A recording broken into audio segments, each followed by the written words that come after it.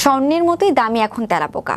শুনে গা ঘিনঘিন করলেও বাস্তবতা বলছে এই ঘৃণিত পতঙ্গটি আজ অনেক দেশের মানুষের কাছে মুখরোচক এক খাদ্য পরিণত হয়েছে।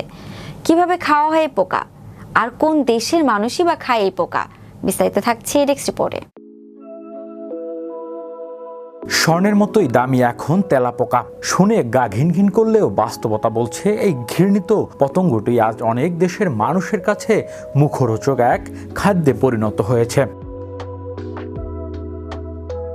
এক সময় যাকে আমরা বাড়ির কোণে দেখা মাত্র পেছনে হটাতাম, তাকে আজ অনেকে তেলে ভেজে খাচ্ছে মচমচে করে। শুনে অবাক লাগলেও এই বাস্তবতা এখন বেশ কয়েকটি দেশে দ্রুত জনপ্রিয় হয়ে উঠেছে। বিশেষ করে চীন ও আফ্রিকার কিছু অংশে তেলাপোকা খাওয়া কেবল খাদ্য সংস্কৃতির অংশই নয়, এটি লাভজনক বাণিজ্যে পরিণত হয়েছে। বিশেষজ্ঞরা বলছে এটি তেলাপোকার খামার গড়ে তোলা তুলনামূলকভাবে সহজ এবং কম খরচে অনেক বেশি উৎপাদন সম্ভব।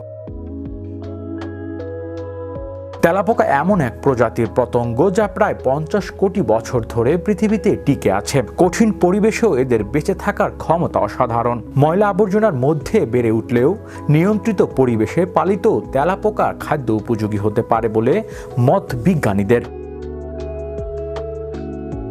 তেলাপোকায় প্রোটিনের পরিমাণ অত্যন্ত বেশি। অনেক দেশে একে প্রাণীর প্রোটিনের বিকল্প উৎস হিসেবে দেখা হচ্ছে। আফ্রিকান দেশগুলোতে এটি স্থায়ীদের কাছে এক ধরনের স্ট্রিট ফুড হিসেবেও জনপ্রিয় হয়ে উঠেছে। তেলে ভাজা, শুকিয়ে গুঁড়া করা কিংবা ক্যাপসুলের আকারে বাজারজাত তেলাপোকা ব্যবহারে নানা রূপে ছড়িয়ে পড়েছে। এদিকে এই পতঙ্গ ঘিরে গড়ে উঠেছে একটি নতুন ধরনের বাণিজ্য ক্ষেত্র। চীনের কয়েকটি অঞ্চলে এখন তেলাপোকার খামার চালাচ্ছে উদ্যোক্তারা, যেখানে কোটি কোটি তেলাপোকা পালন করে সেগুলো বিক্রি করা হচ্ছে স্থানীয় এবং আন্তর্জাতিক বাজারে। শুধু খাদ্য নয়, ওষুধ শিল্পেও তেলাপোকার নির্যাস ব্যবহৃত হচ্ছে বলে জানা গেছে। তবে এখানেই শেষ নয়, এই পতঙ্গকে ঘিরে পরিবেশ বান্ধব খাদ্য প্রক্রিয়ারও সম্ভব বলে জানাচ্ছে গবেষকরা। একটি তেলাপোকা যে কোনো জৈব বর্জ্য খেয়ে বেঁচে থাকতে পারে, ফলে এর মাধ্যমে বর্জ্য ব্যবস্থাপনা সহজ হতে পারে।